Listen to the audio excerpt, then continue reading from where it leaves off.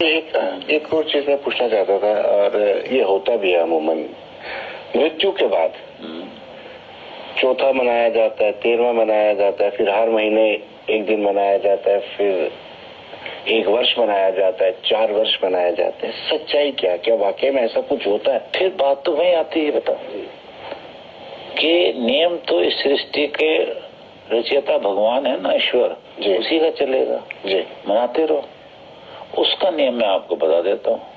वो दर्शक, वो नियम ये है कि वायु अनिलम मृत मिथेदम भस्मांतम शरीरम जी। ये 40वां अध्याय यजुर्वेद है कि जब डेड बॉडी होगी है ना, तो ये पंचभौतिक शरीर है, वायु से मिल जाएगी जी।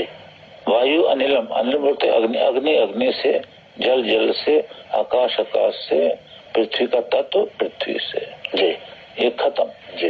भस्मांतम शरीरम, ईश्वर की आज्ञा हुई, इसको फौरन भस्म कर दो है, क्योंकि आप दाह संस्कार शरीर का कर रहे हो, आप अपने संबंधी का नहीं कर रहे हो।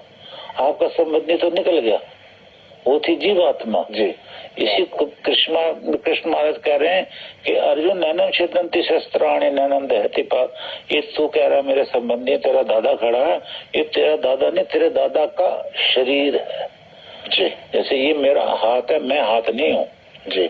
ये मेरा सर है, मैं सर नहीं हूँ जी। तो मैं तो कुछ और हूँ ना, अंदर जीवात्मा, आप भी सभी हैं। तो कहते ये तेरे दादा का शरीर है, तेरा दादा नहीं है। शरीर को तेरा तीर लेगा, तेरे दादा जीवात्मा उसको शरीर नहीं लगेगा, वो अजर अमर अविनाशी है, वो तो निकल जाता है ना। तो आप दाह संस्कार कर दो, इसके बाद एक भी काम भगवान ने नहीं बताया।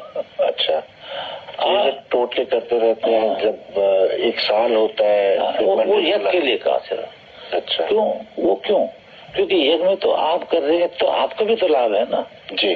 आप भगवान की पूजा कर रहे हो, दुनिया का कल्याण कर रहे हो, तो उसमें अथर्ववेद प्रमाण देता है कि तुम्हारे 15 पीढ़ियां तर जाती हैं अगर आप बिछड़ियों का यज्ञ करते हो जी। 15 पीढ़ियां, तो यज्ञ की तो बात करता है भगवान। बाकी अब ये जो देखो, मैं एक लाइन में एक भजन छोटा सा बोलता हूँ। बिल्कुल बिल्कुल। संतो काई आवे छ काई जावे बोले छ जी की खबर नहीं। कहाँ से ये जीवात्मा आया शरीर में, कहीं आवे से कहाँ चला गया, इसकी किसी को खबर नहीं जी।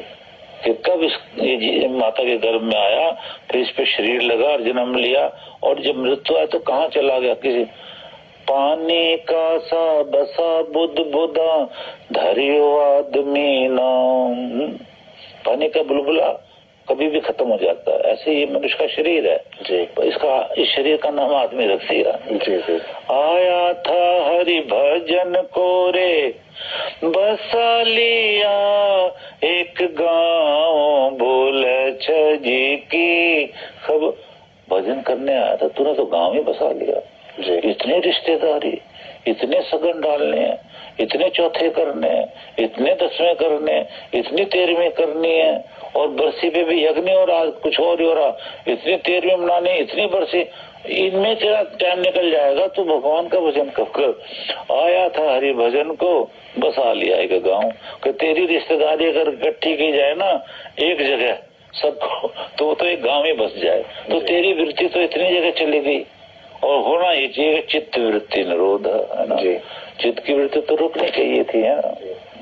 एक ट्रस्ट है गुरु जी यहाँ पे, वो ट्रस्ट क्या करता है कि उनके पिंडदान करता है। जितने भी फौजी शहीद हुए होते हैं उनके पिंडदान करता है गंगा में जाकर के, और तर्क उसका ये रहता है कि ये जो फौजी शहीद हुए होते हैं बॉर्डर पर, चाहे 71 की वार हो, 65 की वार हो, या अभी जो मिल्टन से चल रही है, ये पोस्ट पे पत्थर मारते हैं। जब इनका पिंडदान हम करते हैं तो वो पोस्ट शांत हो जाती है। ये कितनी सच्चाई है, इसमें कितना लॉजिक आपको लगता है? हर बात में वेद ही प्रमाण है ना, हर बात में वेद है ना।